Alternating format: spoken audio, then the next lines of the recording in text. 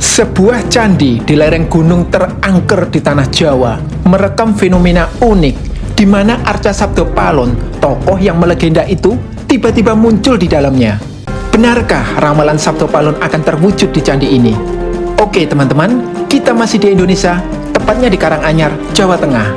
Dan saat candi ini mulai digunakan, Joan of Arc, pahlawan Perancis, berhasil mengalahkan Inggris dan disambut penuh kemenangan sebelum akhirnya dituduh sebagai penyihir dan dieksekusi. Yuk, kita ke sana.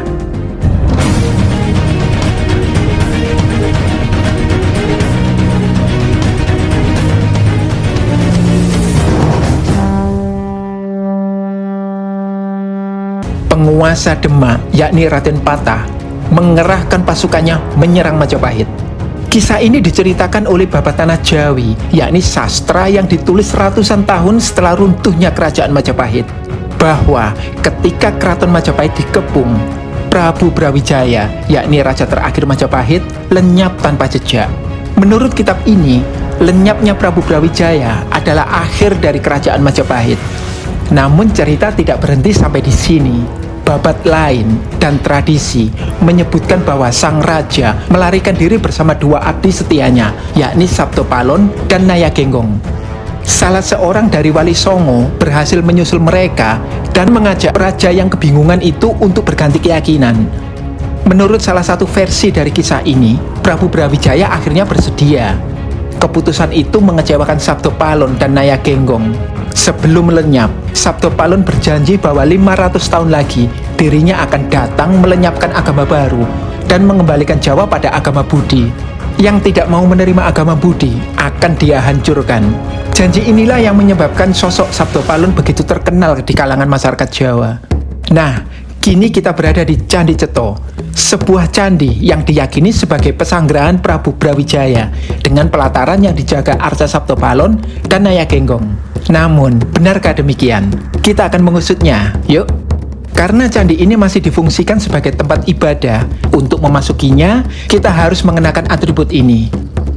Dua arca kuno menyambut saya di depan tangga menuju teras pertama. Banyak loh yang menganggap arca ini berkaitan dengan peradaban asing seperti kebudayaan Sumeria, Maya, dan lain sebagainya.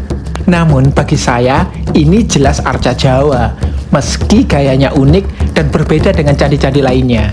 Nah, di sini terdapat satu arca lagi. Kini kita berada di teras pertama. Di sisi kanan terdapat bangunan altar tempat pemujaan yang masih digunakan hingga sekarang. Terdapat reruntuhan gapura menuju teras selanjutnya. Ada satu arca yang sudah terpenggal, berkalung ular, dan memakai kain poleng. Kemungkinan ini adalah Bima. Mari kita memasuki altar kedua. Altar ini sangat terkenal karena adanya sebentuk Garuda yang sedang terbang. Terlihat? Sosok Garuda ini sebenarnya tersusun dari serangkaian simbol, layaknya Da Vinci Code. Paruhnya berupa palus atau lingga, simbol maskulin. Kepalanya berupa yoni, simbol feminim. Lalu badannya berupa kura-kura. Gara-gara lingga sebesar ini, masyarakat menyebut Candi Ceto sebagai candi lanang atau lelaki. Sementara pasangannya atau candi perempuan adalah Candi Soko yang berjarak sekitar 10 km dari sini. Pertemuan lingga yoni seperti ini menyimbolkan kesuburan dan kelahiran, sekaligus menegaskan candi ini bercorak siwa. Namun, bentuk lingga dan yoni yang lebih realistis sesungguhnya ada di Candi Soko, lengkap dengan mitos uji keperjagaannya. Anda bisa menontonnya nanti pada tautan di atas atau di deskripsi. Nah, beberapa sejarawan menghubungkan kura-kura raksasa ini dengan kura-kura Akupa, jelmaan Dewa Wisnu dalam kisah pengaduan samudra atau Samudra Mantana. Namun, saya tidak sependapat karena candi ini dibangun ketika masyarakat Jawa telah memiliki kisahnya sendiri, sebagaimana tertulis dalam kitab Tantu Panggelaran tentang Gunung Mahameru yang dipotong dan dipindah ke Jawa hingga terciptanya air suci Tirta Amerta, di mana Dewa Brahma menjelma menjadi kura-kura raksasa. Selengkapnya mengenai kisah ini bisa Anda simak nanti pada tautan di atas atau di deskripsi. Jadi, kura-kura ini adalah simbol penciptaan Tirta Amerta yang menyucikan. Bentuk burung Garuda sendiri juga bermakna ruwat atau penyucian, seperti kisah Garuda yang berjuang membebaskan ibunya dari bangsa ular, yang melambangkan mala atau dosa. Kisah Garuda juga dapat Anda simak pada tautan di atas atau di deskripsi. Maka, jelas terlihat fungsi bentuk-bentuk ini adalah menyucikan leluhur kita dulu sebelum mereka naik ke candi utama. Nah, bagian yoni ini sangat menarik untuk kita cermati. Ini 3 ekor katak, berhadapan dengan 3 ekor reptil. Ini belut bermahkota pendeta. Ini kepiting tapal kuda. Dan ini ketam. Sejarawan Bernard Campers menyebut simbol-simbol ini adalah sengkalan tahun yang berarti 1451 Masehi. Selanjutnya kita ke teras 3. Di sisi kanan terdapat sederetan batu relief. Alur cerita relief ini sulit dipahami karena sudah tidak berurutan. Ditambah lagi, relief pada candi zaman Majapahit biasanya berupa fragmen cerita. Namun, melihat kesamaan gayanya dengan relief di Candi Suko, serta beberapa adegan yang tergambar, seperti Batara Guru menemui Sadewa dan Punakawan, serta pertemuan Sadewa dengan Resi Tambapetra, maka jelas ini adalah kisah Sudamala. Makna kisah Sudamala juga adalah pembersihan dari dosa. Mengenai kisah Sudamala selengkapnya di relief Candi Suko beserta asal-usul tradisi ruwat, bisa Anda klik nanti pada link di atas atau di deskripsi. Yuk, kita lanjut. Di sini kita temukan lagi arca kura-kura. Ada lagi arca Bima yang terpenggal. Perhatikan kain polengnya, kalung ular, gada, dan kuku pancanakanya.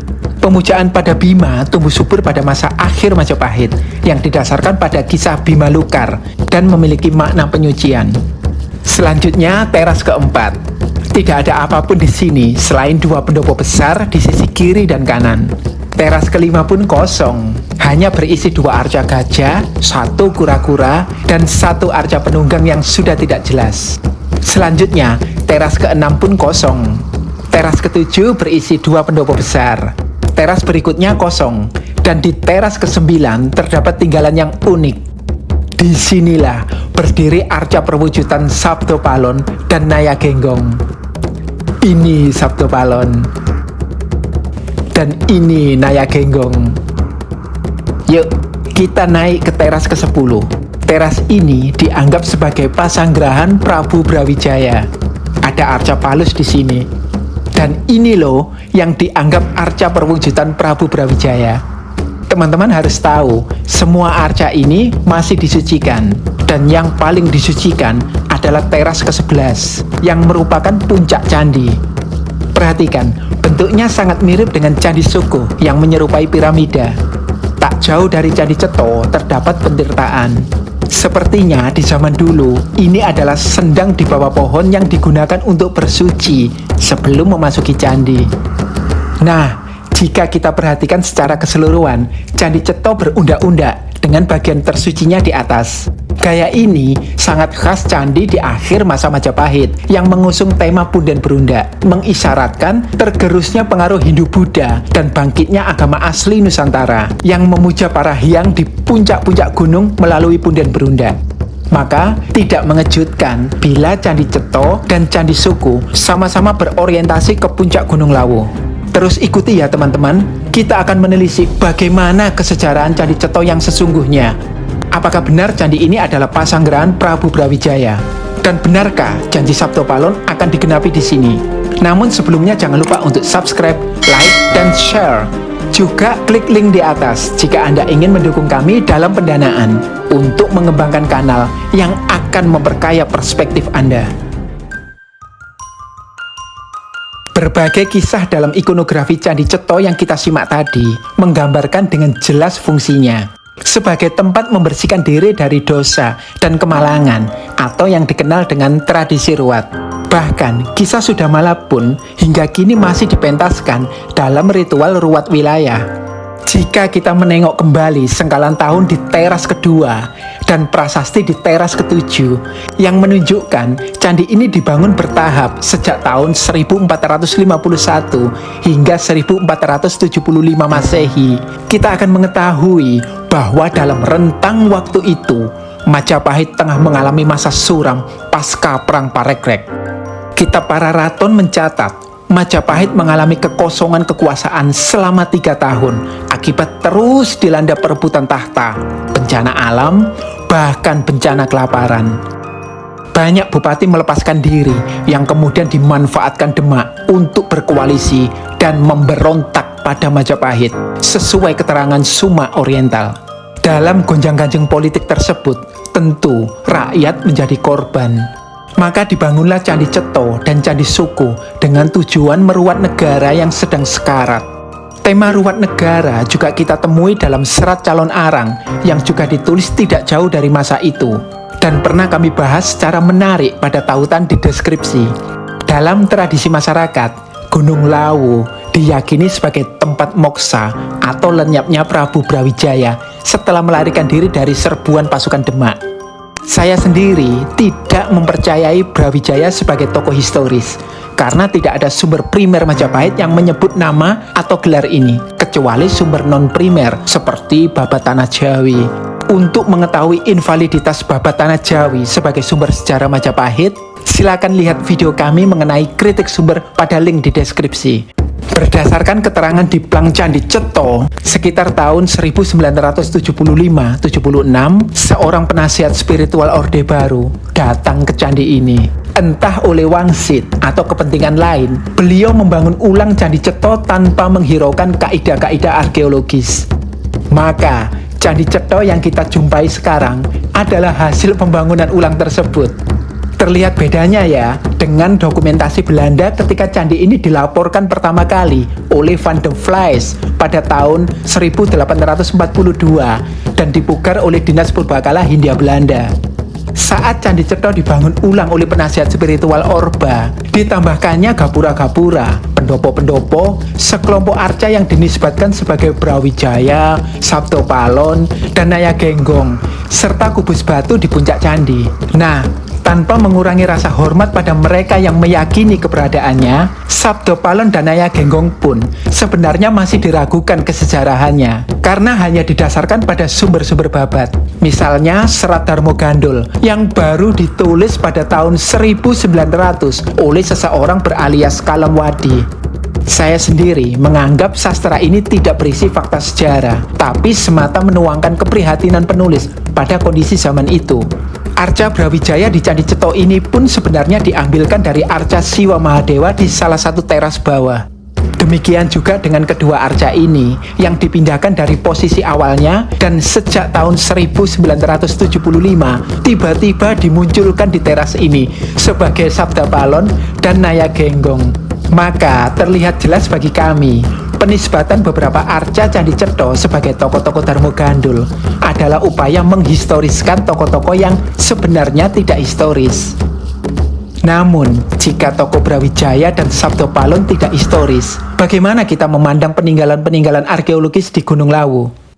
Kita bisa membingkai Gunung Lawu sesuai pandangan masyarakat Jawa kuno, yakni bahwa gunung adalah mandala suci tempat para dewa. Sehingga wajar jika di akhir masa Majapahit, seiring bangkitnya kembali kepercayaan asli Nusantara, di gunung-gunung tumbuh subur berbagai patapan atau tempat para pertapa, karesyan atau tempat para resi, dan kadewa guruan atau tempat pendidikan agama. Contoh ini kita temukan di Gunung Penanggungan dan Semeru di Jawa Timur dengan peninggalan arkeologis yang rata-rata bertema punden berundak. Bisa jadi fenomena yang sama terjadi di lereng Lawu. Peninggalan-peninggalan berupa candi, pentirtaan, maupun benda arkeologis lainnya bisa saja terkait dengan karesyan, patapan, hingga kadewa guruan yang memang marak di akhir Majapahit. Jadi, kemungkinan besar Candi Cetho tidak berkait dengan Brawijaya, apalagi Sabdo Palon nagih janji. Terlepas dari kontroversi mengenai Sabdo Palon nagih janji, kita perlu menyadari bahwa harapan terwujudnya ramalan itu oleh sebagian masyarakat tentu mengindikasikan adanya masalah. Padahal kita tentu tidak menginginkan tergenapinya sebuah janji yang akan membawa kehancuran bagi saudara sebangsa kita. Kini, tanah air kita sedang dilanda berbagai masalah, mulai bencana alam, pandemi, korupsi, intoleransi, hingga berbagai persoalan lain yang menggerogoti negeri ini dari dalam. Dan kita hanya bisa mengatasinya bersama-sama. Jika kita menjadi pribadi yang lebih bijak dan lebih peduli pada alam dan sesama, juga berhenti memberi ruang pada korupsi dan intoleransi, Nusantara akan bangkit kembali. Dan kita dapat menyongsong tahun-tahun yang lebih indah tanpa perlu menunggu janji Sabto Palon menjadi nyata.